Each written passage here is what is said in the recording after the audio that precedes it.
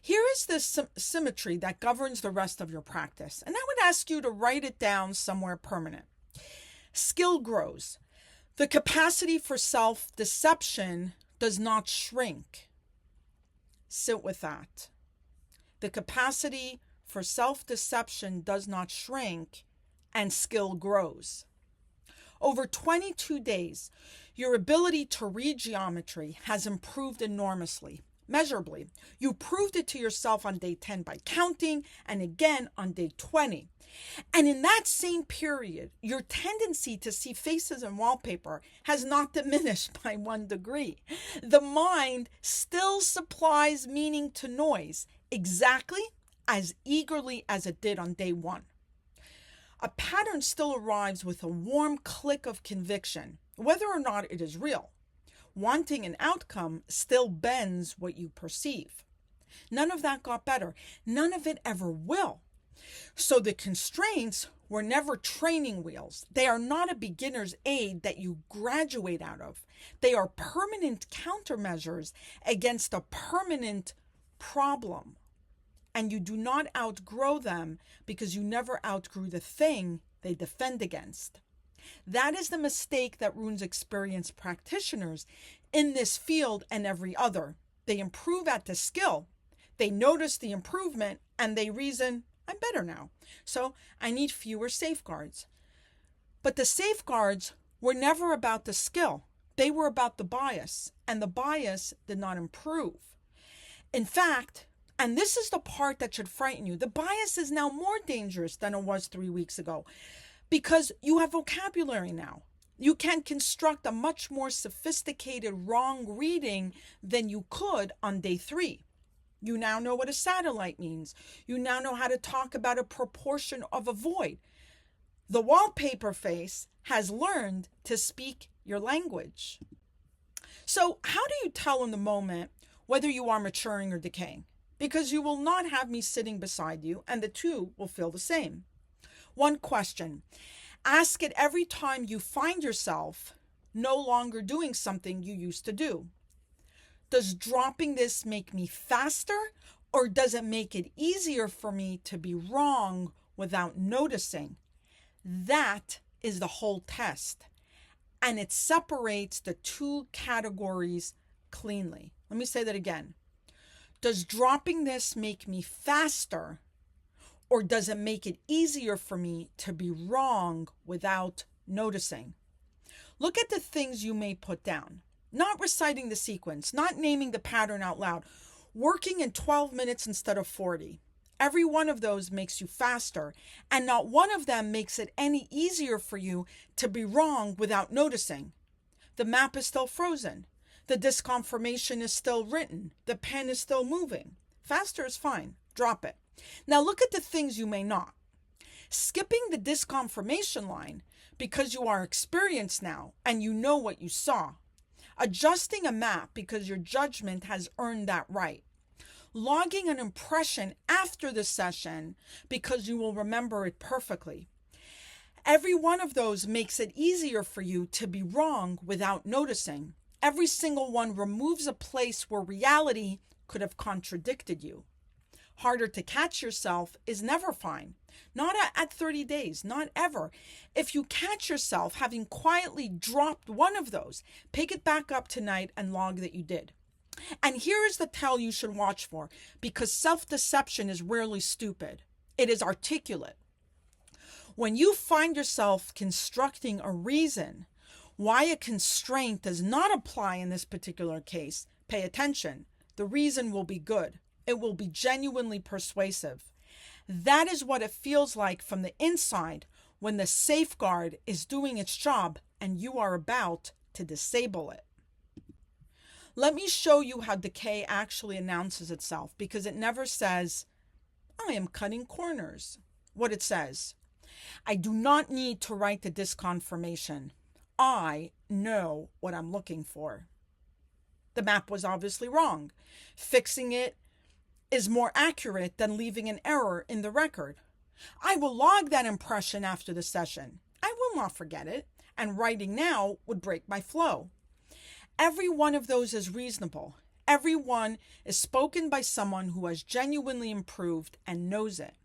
And everyone is the voice of an experienced practitioner removing, one by one, each mechanism that could have told him he was wrong and calling it fluency. You've heard all of these, all three of those sentences before from me on day 15 as mistakes that feel like rigor. Notice that they are exactly the same sentences. Nothing about them has changed. What has changed is that you are now good enough for them to sound earned. On day 15, I do not need a disconfirmation line. Would have sounded like laziness, and you would have caught it. Today, it sounds like mastery. That is a trap. It does not get easier to resist as you improve. It gets harder because your excuses get better. So the constraints do not relax as you mature. If anything, you must hold them more tightly because you now have the skill to build an elaborate, coherent, deeply satisfying wrong reading. And the only thing standing between you and that reading is a frozen map and a line of writing you made before you knew. Your drill tonight. And this is the first time I've ever told you to go faster.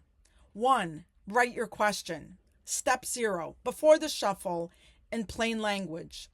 Apply the test. If the geometry says the opposite of what I want, will I write that down? 2, run the session without narrating the steps to yourself. Do not recite the sequence. Do not check the prompts. Let your eye do what it has learned to do and stay out of the way. 3, do not slow down artificially. There is a version of you that will want to perform thoroughness, to take the full 40 minutes because that feels more serious. Resist it. If the session takes 12 minutes and everything is properly recorded, it took 12 minutes. Speed that comes from absorption is not carelessness. 4, and keep the 4. Freeze the map. Write the disconfirmation line. Log impressions as they land with the pen during the session. Geometry before meaning, always. Those 4 do not get faster. They are not steps to be optimized. They are the constraints, and they take exactly as long as they take. 5, and then the audit. Ask yourself, what have I quietly dropped this week? Something. There is always something. Find it, and then apply the test. Does dropping this make me faster, or does it make it easier for me to be wrong without noticing? Be honest, and if it is the second kind, pick it back up tonight and log that you did. The entry, resume disconfirmation line, day 22, had been skipping it, is one of the most valuable things you'll ever write in that notebook, because it is the record of an instrument catching its own drift. And an instrument that can catch its own drift is the only kind worth having. That is day 22. The method has become the lens. That is real. You earned it, and you should let it be true. Stop reciting the sequence. Stop checking the prompts. Stop performing a slowness you no longer need. Put down the effort. But the branches are not the root. The Spatial Psy book says so on page 1. The mechanisms on the branch may be refined as the method matures. The root may not. And the 4 constraints, the map freeze, the disconfirmation line, the pen, and geometry before meaning, are not skills that you have now surpassed. They are countermeasures against a bias that has not improved by 1 degree in 20 days and never will. Skill grows. The capacity for self-deception does not. Let me say that again. Skill grows. The capacity for self-deception does not shrink. That is the symmetry, and it is why the safeguards are permanent. You did not outgrow them because you never outgrew the thing they defend against. And the wallpaper face has now learned to speak your language, which makes it a more formidable opponent than it was on day 1, not a lesser one. So put down the effort. Never put down the constraints. The sequence became your eye. The safeguards must stay in your hand. And ask the test of anything you find yourself dropping. Ask the test of anything you find yourself dropping. Does this make me faster?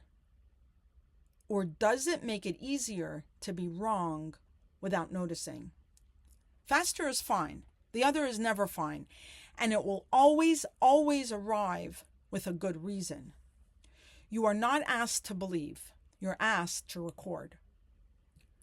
Tomorrow, day 23, reading for someone else. Everything you have built was built on your own field, with your own hands, and no stake but your own curiosity. Tomorrow, there is a person across the table, and almost everything gets harder.